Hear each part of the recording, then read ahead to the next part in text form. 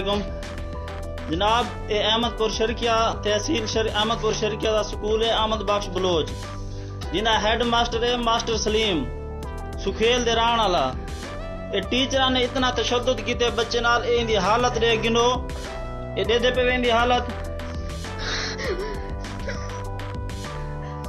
ये पूरा घर परेशान है, पूरी बस्ती दे बच्चे परेशान हैं। इतना तशद्दुद करें, सारे बच्चों को मार मार के इतना हिरासा करें।